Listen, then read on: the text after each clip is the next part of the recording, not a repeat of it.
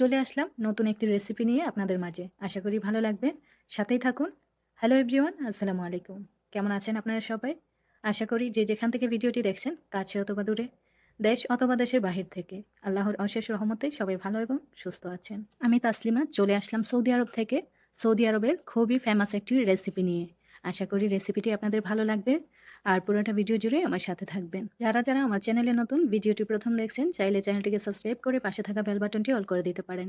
তাহলে আমার সব ভিডিওর নোটিফিকেশন সবার আগে আপনাদের কাছে পৌঁছে যাবে আর আমার ভিডিওগুলো নিয়মিত আপনারা দেখতে পারবেন। তাহলে চলুন শুরু করা যাক রান্নাবান্না।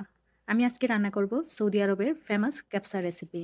মুরগির মাংস দিয়ে আজকে ক্যাপসা রান্না করব, তাই ভাবলাম আপনাদের সাথেও শেয়ার করি। ক্যাপসা রান্না করতে যা যা লাগবে সব কিছু আমি রেডি করে নিয়েছি। এখন শুধু রান্নাটা শুরু করে দেব। এখানে আমি মশলা নিয়েছি পরিমাণ মতো। আমি যেহেতু অল্প পরিমাণের ক্যাপসা রান্না করব, তাই অল্প করে মশলা নিয়েছি। গাজর কুচি করে নিয়েছি, এভাবে কুচি কুচি করে কেটে নিয়েছি আমি। আর আপনারা চাইলে আপনাদের পরিমাণ মতো বাড়িয়ে এবং কমিয়ে নিতে পারেন সব কিছু। আমাদের বাসায় যেহেতু মানুষ কম, শুধু একবেলার জন্য রান্না করব, তাই আমি সব কিছু অল্প করে নিয়েছি। আর এখানে টমেটো পেস্ট করে নিয়েছি। টমেটো পেস্ট ছাড়া তো ক্যাপসা হবেই না। তো যাই হোক, এখানে রসুন আর পেঁয়াজ কেটে নিয়েছি। অল্প পরিমাণে তেল দিয়ে আমি এটাকে ভেজে নেব। যারা যারা সৌদি আরবের এই মজার রেসিপিটি এখনও রান্না করে খাননি, তারা চাইলে আজই বাসায় বানিয়ে ট্রাই করতে পারেন। খুবই মজার একটা রেসিপি, খুবই অল্প উপকরণ দিয়ে মজার রেসিপিটি আপনারা রান্না করতে পারবেন।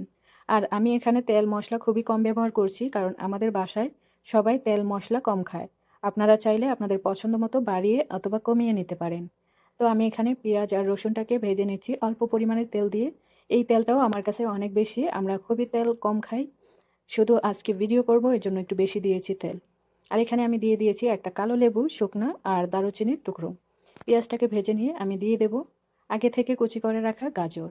গাজরটাকে দিয়ে আমি পেঁয়াজ আর রসুনের সাথে কিছুক্ষণ ভেজে নেব। যতক্ষণ না কালারটা চেঞ্জ হবে ততক্ষণ আমি ভাজতে থাকবো গাজরটাকে। গাজরটা কিছুক্ষণ ভেজে নিয়ে তারপর আমি দিয়ে দেব মুরগির মাংস। মুরগির মাংস দিয়ে আমি দিয়ে দেব মশলা। এখানে আমি শুধু একটাই মশলা ব্যবহার করব। আমি যে মশলাটা ব্যবহার করছি, এটা হচ্ছে ক্যাপসার মশলা। অনেকগুলো মশলা একসাথে করে তারপর ব্লেন্ডারে ফাঁকি করে নিয়ে আসে বাহির থেকে। আমরা যেমন আলাদা করে রেখে দিই, যেমন হলুদ, মরিচ, ধনিয়া সব কিছু আলাদা রাখি, ওরা হচ্ছে সব কিছু একসাথে ব্লেন্ডার করে তারপর কিনে নিয়ে আসে। তাই আমি একটা মাত্র মশলা দিয়ে ক্যাপসাটা রান্না করি। আর এই ক্যাপসার মশলাটা আমি ভাবতেছি বাংলাদেশে যাওয়ার সময় নিয়ে যাব। খুব মজা হয় ক্যাপসাটা। তো টমেটোর পেস্ট দিয়ে দিলাম আমি। দিয়ে কিছুক্ষণ ঢেকে দেবো যতক্ষণ না বলক উঠবে। ভালো করে নেড়ে ছেড়ে মিক্স করে নিয়েছি। এখন ঢাকনা দিয়ে ঢেকে দেব। বলক ওঠা পর্যন্ত অপেক্ষা করব। আমার কাছে মনে হয় আমাদের বাঙালি রান্নার চাইতে আরবিয়ান রান্নাগুলো খুবই সহজ। আমরা বাংলাদেশিরা যদি রান্না করি ৩-৪ পদ রান্না না করলে হয়ই না আমাদের। আর ওরা হচ্ছে যে কোনো কিছু রান্না করবে, শুধু এক পদ রান্না করবে, এক পদ দিয়েই অনেক মজা করে খাওয়া যায়। ক্যাপসা রান্না করলে শুধু ক্যাপসার সাথে একটু সালাদ হলেই হয়ে যায়। আর আমাদের দেশে দেখেন ২-৩ পদ ছাড়া হয়ই না। তো যখন টমেটো দেওয়ার পর বলক উঠে গেছে ভালো করে, তখন আমি দিয়ে দিলাম পরিমাণ মতো লবণ। লবণ দিয়ে কিছুক্ষণ জাল করে নিয়ে তারপর দিয়ে দিলাম এখানে পরিমাণ মতো পানি। পানিটা অবশ্যই বুঝে দিতে হবে। আপনারা যেভাবে ভাত খেতে পছন্দ করেন, কেউ আছে নরম পছন্দ করে, আবার কেউ শক্ত পছন্দ করে। আমার কিন্তু ঝরঝরা ভাত খুব পছন্দ, কিন্তু আমাদের বাসায় ২ জন মুরব্বী আছেন, ওনারা হচ্ছে একটু নরম ভাত খেতে পছন্দ করেন। তাই আমি একটু পানি বেশি দিই। তো পানি দিয়ে পরিমাণ মতো আমি ঢেকে দিয়ে আধা ঘন্টার মতো সিদ্ধ করে নিয়েছি প্রেসার কুকারে। মুরগিটা সেদ্ধ হয়ে গেছে।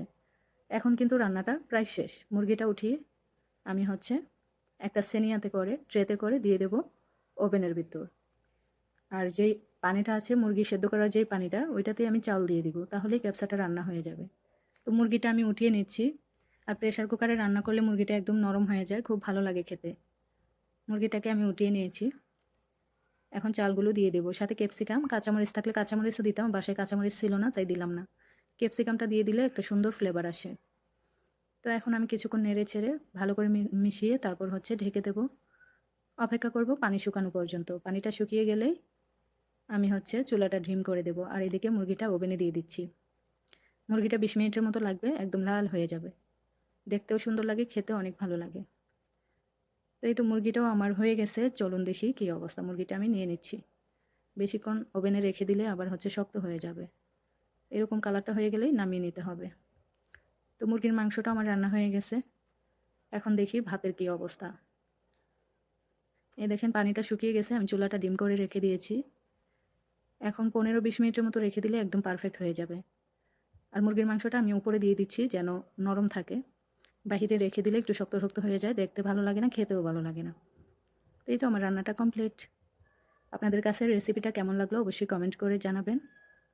আর যারা এখনও চ্যানেলটিকে সাবস্ক্রাইব করেননি, চাইলে চ্যানেলটিকে সাবস্ক্রাইব করে পাশে থাকা বেল বাটনটি অল করে দিতে পারেন। তো এই ছিল আজকের ভিডিও। বিদায় নিতে হবে, দেখা হবে আগামী ভিডিওতে। সবাই ভালো থাকবেন, সুস্থ থাকবেন। আর লাইক কমেন্ট করতে ভুলবেন না। যারা এখনও চ্যানেলটিকে সাবস্ক্রাইব করেননি প্লিজ সাবস্ক্রাইব করে দেবেন। তো সবাই ভালো থাকবেন, সুস্থ থাকবেন। আল্লাহ হাফেজ।